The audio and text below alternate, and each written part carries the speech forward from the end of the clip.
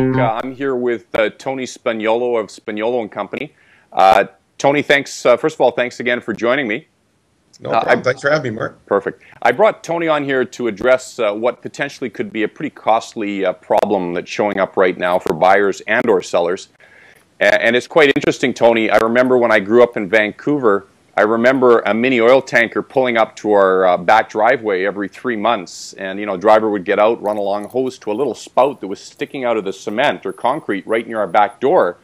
And I didn't realize it at the time, but what he was doing is filling an underground storage tanker with oil. Now, fast forward 35 years to today, and this is turning out to be a potentially big problem. I've seen deals collapse because of it. I've seen buyers remove subjects and then be on the hook for thousands of dollars. Tell us what you know and take it away. To tell you what I know won't take very long, but we recently put an article on our website about underground oil storage tanks. And the reason it came about was we had a deal in Burnaby, and this is for homes that are built kind of prior to 1960. I think the exact year was 1957. But prior to that time, homes were heated with oil and underground storage tanks, usually located in the backyard of the property. After about 1957, they switched to gas, but the tanks were simply left there.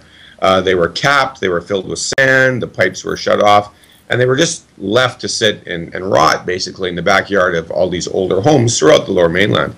We recently had a deal in Burnaby whereby everyone knew that there was an oil tank on the property. Both vendors knew, or sorry, the vendor and the buyer knew, both realtors knew, and the contract was written in such a way whereby the vendor had an obligation to remove the tank by a certified licensed professional, a technician.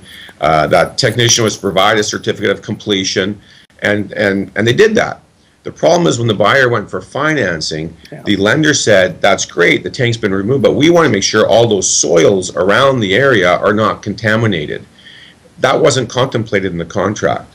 So we put this article on our website just to alert people to that fact. This is a huge issue with older homes.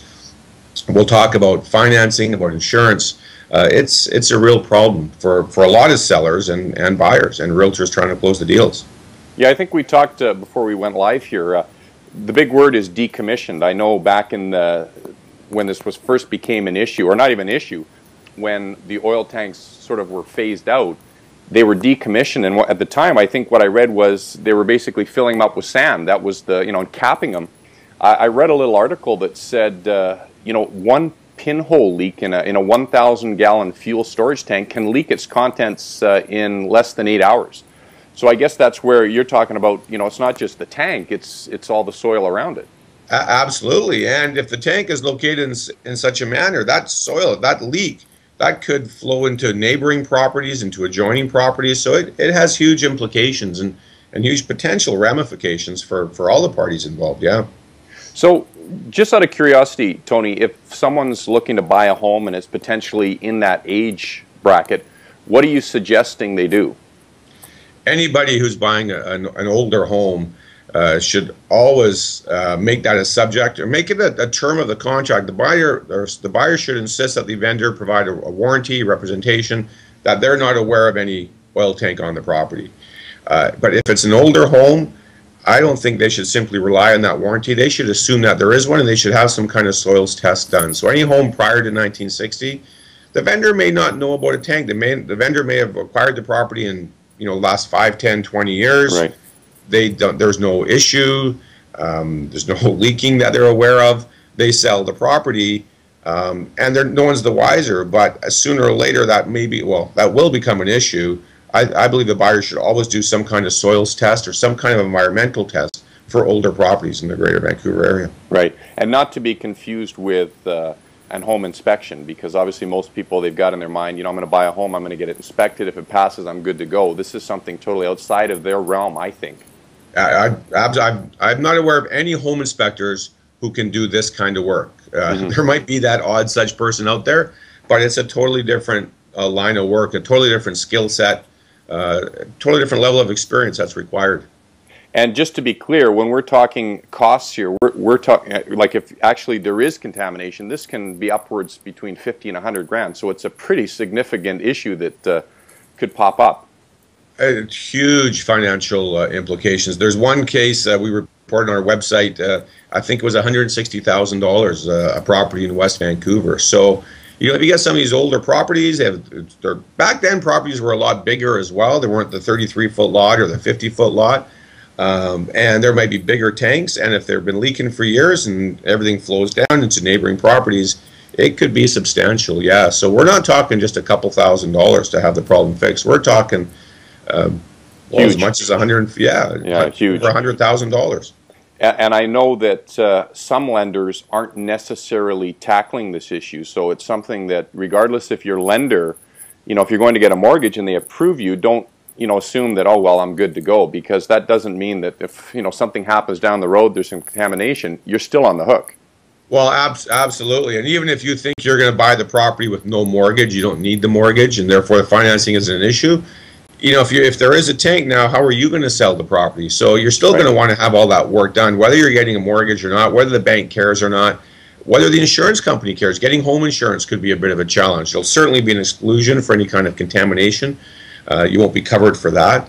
But so the buyer can acquire property if it's on there. The LTO doesn't stop the registration. It's, you know, buyer beware typically. And there may be times, for example, let's say that everyone thinks it's going to cost, we'll pick a number, Mark, say it's going to cost $25,000 to fix this problem.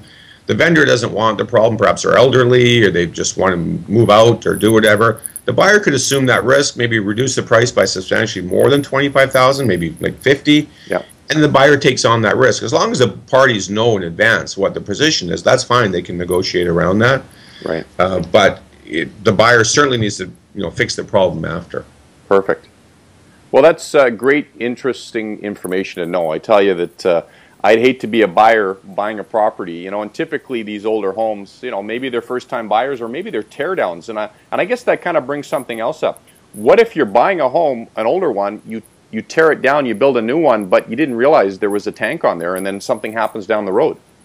Well, the problem, well, you still have the same issues. The challenge you're going to be is if you tear down your house and build a new one, you know, if you think of the construction process, you're ripping everything out, you're digging a big hole, you're moving dirt around, it might be kind of tough to argue you didn't know about an oil tank. Right, so you're like, you're going to find it anyway. You probably dig it up anyway.